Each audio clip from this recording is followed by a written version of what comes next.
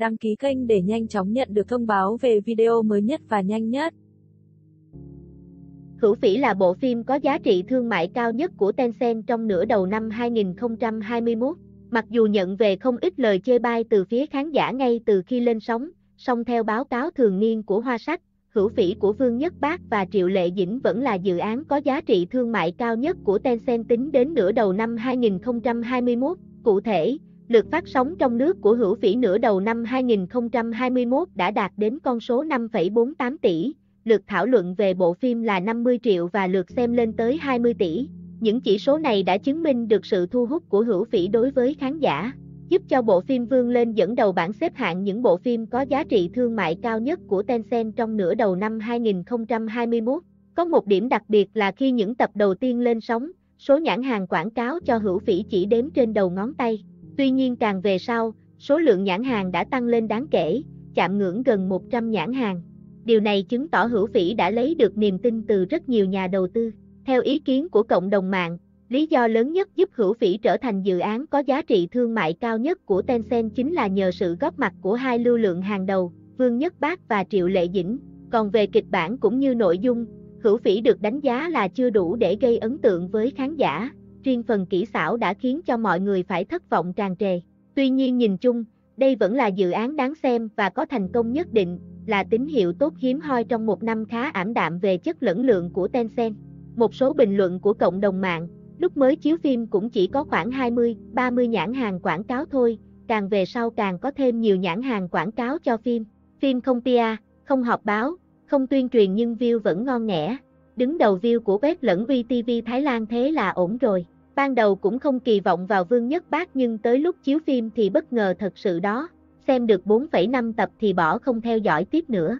So với mặt bằng chung thì thành tích không tệ nhưng so với sự kỳ vọng và những tác phẩm trước của Triệu Lệ Dĩnh thì đúng là không bằng. Nhìn lại thị trường phim đam mỹ tại Trung Quốc trong những năm gần đây, nhiều người chỉ biết câm nín vì cách đối xử bất công của Tổng cục Trung Quốc đối với thể loại phim này.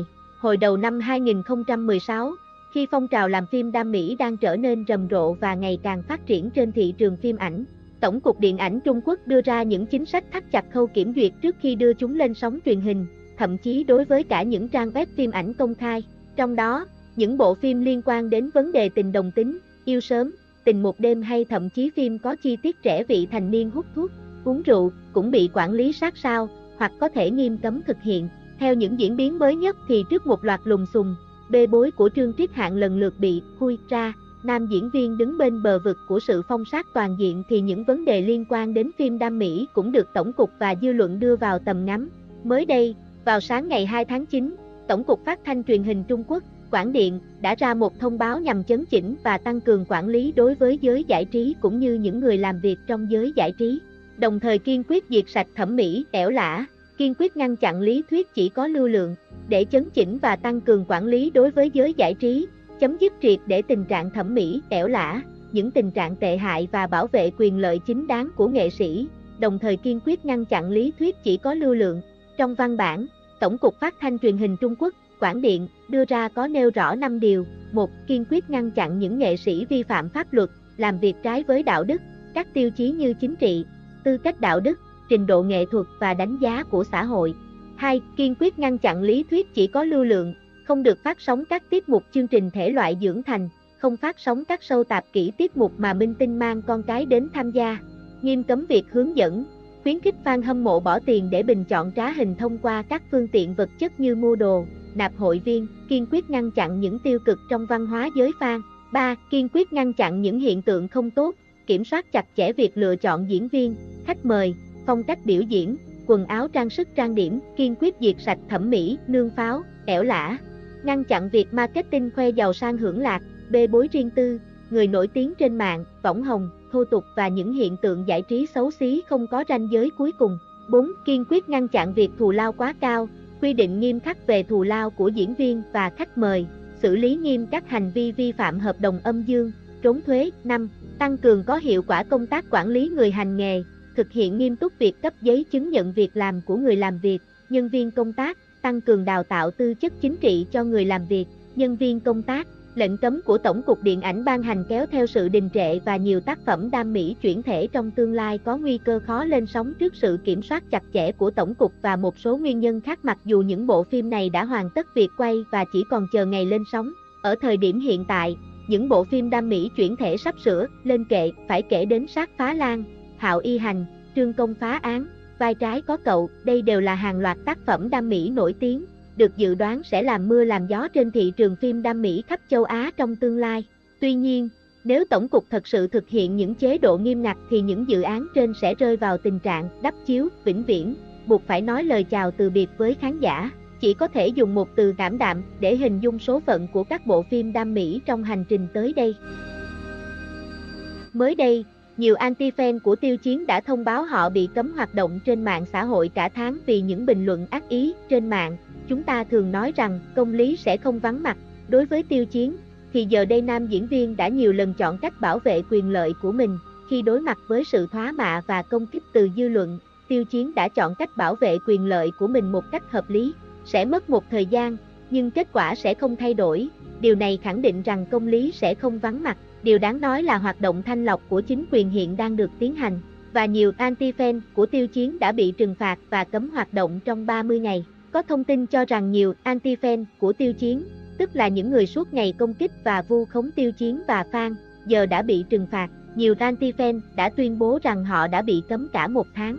Khách quan mà nói, hình phạt này không hà khắc nhưng nó có tác dụng, không phụ thuộc vào số lượng người hâm mộ, miễn là có bạo lực mạng và các cuộc tấn công vu khống.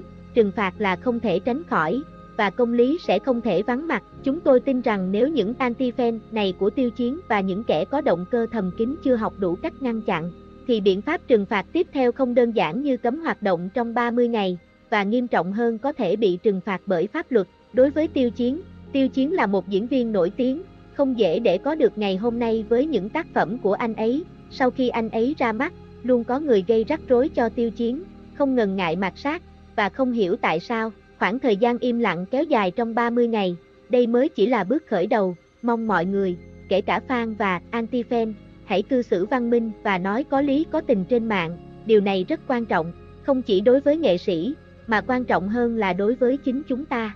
Dù thế nào đi nữa thì công lý cũng không thể vắng mặt, chỉ cần tin vào công lý thì kẻ xấu nhất định sẽ bị trừng trị. Địch Lệ Nhiệt Ba gây bão mạng xã hội với tạo hình tóc trắng trong An Lạc Truyện. Từ khi An Lạc Truyện khai máy, tạo hình cổ trang của Địch Lệ Nhiệt Ba luôn là tâm điểm chú ý của cộng đồng mạng. Sau loạt ảnh gây thương nhớ được leak ra trước đó, mới đây, cô nàng tiếp tục gây sốt mạng xã hội với tạo hình tóc bạch kim của nhân vật Nhậm An Lạc. Fan nguyên tác của An Lạc Truyện đã không khỏi bất ngờ trước tạo hình lần này của Địch Lệ Nhiệt Ba, bởi lẽ ở trong truyện, Nhậm An Lạc chỉ bị bạc ở nửa dưới đuôi tóc mà thôi.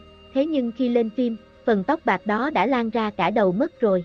Điều này khiến cho người hâm mộ ngay lập tức liên tưởng đến nhân vật Đông Hoa Đế Quân của Cao Vĩ Quang trong bộ phim Tam Sinh Tam Thế Chẩm Thượng Thư. Không ít người cho rằng tạo hình lần này của Nhiệt Ba còn ra dáng bà xã Đông Hoa hơn là trong phiên bản gốc. Tuy nhiên phần tóc của Địch Lệ Nhiệt Ba vẫn bị nhận xét là còn bị thô, giả và có phần tóc tết bị thừa thãi.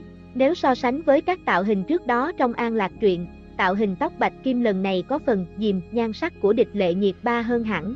Còn về phía Cung Tuấn, từ đầu phim đến nay, nam diễn viên luôn duy trì phong độ ổn định và chưa có chuyển biến quá nhiều về tạo hình. Khoảnh khắc khoe góc nghiêng thần thánh của Cung Tuấn tại phim trường đã khiến fan girl điên đảo. Tuy nhiên, với loạt ảnh hậu trường của Địch Lệ Nhiệt Ba và Cung Tuấn bị leak dày đặc trên mạng xã hội, nhiều netizen đã bày tỏ sự bất mãn và cho rằng đây là hành động đáng lên án. Việc leak hậu trường không chỉ gây thiệt hại cho nhà sản xuất mà còn khiến diễn viên nhận về những chỉ trích nặng nề từ dân tình. Fan hâm mộ mong muốn ekip An Lạc Truyện sẽ tăng cường tính bảo mật hơn trong thời gian tới. An Lạc Truyện chuyển thể từ tiểu thuyết Đế Hoàng Thư của tác giả Tự Tinh Linh. Phim hiện đang trong quá trình ghi hình và chưa có lịch chiếu chính thức. Trường An Như Cố của Nhậm Gia Luân và Bạch Lộc được đánh giá là phim cổ trang hay nhất năm nay. Dù chiếu xong đã lâu nhưng đến sáng ngày 2 tháng 9, Trường An Như Cố của Nhậm Gia Luân và Bạch Lộc mới có điểm đao bần đầu tiên. Châu Sinh Như Cố được chấm 7.3, thành tích ổn áp mà nhiều bộ phim mơ ước. Với một trang đánh giá phim nổi tiếng, keo kiệt, điểm số như đao bần, việc Châu Sinh Như Cố được chấm tới hơn 7 điểm, chứng tỏ bộ phim này thực sự rất thành công. Tuy nhiên vẫn còn có ý kiến khác nhau xung quanh số điểm này từ khán giả. Cư dân mạng tỏ ra hài lòng và khen ngợi Trường An Như Cố là bộ phim cổ trang hay nhất năm nay. Nhiều người còn hy vọng điểm số của phim sẽ còn cao hơn nữa. Bình luận của cư dân mạng: Bạch Lộc diễn cảnh ngược phim này đúng hay luôn. So với Nhậm Gia Luân thì Bạch Lộc càng khiến tôi ấn tượng hơn nhiều. Tôi thích ánh mắt và khí chất của sư phụ. Ánh mắt Vương Gia vừa có cốt khí vừa dịu dàng thâm tình. Phim ai cũng diễn tốt nhưng điểm trừ là tôi thấy tình tiết hơi chán. Mấy đoạn cướp ngôi làm phản mà dễ hơn cướp cái bánh ngoài chợ. Ngoài quả tạo hình không đẹp lắm với cô Lộc nhìn hơi dừ, thì mọi thứ còn lại ok. Điểm thế này là xứng đáng rồi. Điểm cộng là diễn xuất, màu phim, cảnh phim đẹp, nhiều cảnh xúc động. Điểm trừ là kịch bản nhiều lỗ hổng, chưa thật sự chặt chẽ, mạch phim chậm mà lại không có cao trào, nhạc phim cũng không đẩy cảm xúc người xem đến đỉnh điểm. Rất may là khán giả sẽ chưa chia tay Nhậm Gia Luân và Bạch Lộc ở đây. Nhất sinh nhất thế, phần hậu truyện của Trường An Như Cố sắp lên sóng, vẫn do cặp đôi này đóng chính. Sau khi nhảy lầu tự vẫn, thời nghi, Bạch Lộc được tái sinh ở thời hiện đại. Khác với trước đây, cô có một giọng nói rất hay và trở thành diễn viên lồng tiếng. Cô gặp lại Châu Sinh Thần, Nhậm Gia Luân, nay đã là một giảng viên đại học và theo đuổi anh.